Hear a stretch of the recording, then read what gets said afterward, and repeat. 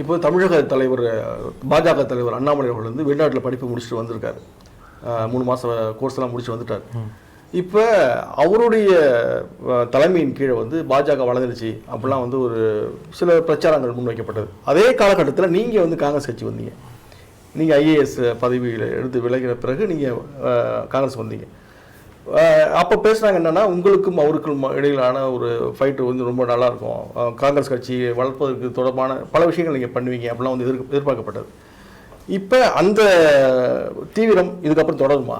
கண்டிப்பாக. இப்போ நான் சொன்ன மாதிரி 24 வரைக்கும் என்னுடைய பயணம் வந்து இவர்களை தமிழ்நாட்டில் அவங்க ஒன்றும் பண்ண முடியாது. தமிழ்நாட்டை தாண்டி எதிர்ப்பதில் தான் நான் பல மேடைகளில் சொல்லியிருக்கேன், பல இடங்களில் சொல்லியிருக்கேன். அதனால தான் நான் தமிழ்நாடுக்கே வரல. நான் ஏன் வெளியவே இருந்து இவர்களை சண்டை போட்டேன்னா, சட்டமன்றத்துக்குள்ளே வந்துட்டாங்க, நாடாளுமன்றத்துலேயும் வந்து கிட்டத்தட்ட அதிகமான வாக்குகளை வாங்கியிருக்கலாம். ஆனால் கொஞ்சமாக வளர்ந்துட்டாங்கன்னா என்ன பண்ணுறது, அதான் கேட்குறேன். யார் சட்டமன்றத்துக்குள்ள சொல்கிறீங்களா? பாஜக பொதுவாகவே பாஜக சொல்கிறேன். இல்லை, எனக்கு ஒரு நம்பிக்கை இருக்குது. எனக்கு ஒரு ஐடியா இருக்கும்ல, தமிழகம் எப்படி யோசிக்கும் அப்படின்னு. வளரட்டும், அதெல்லாம் நம்ம கெஸ் எல்லாம் பண்ண முடியாது. நான் என்னுடைய தாட் ப்ராசஸ் சொல்கிறேன். நான் வந்து இவர்களை வந்து வெளியே எதிர்க்கணும்ன்றது தான் நான் முனைப்பாக இருந்தேன். இப்போ கூட வெளியே தான் நான் முடிஞ்ச வரைக்கும் அவர்களை எதிர்த்துட்ருக்கேன்.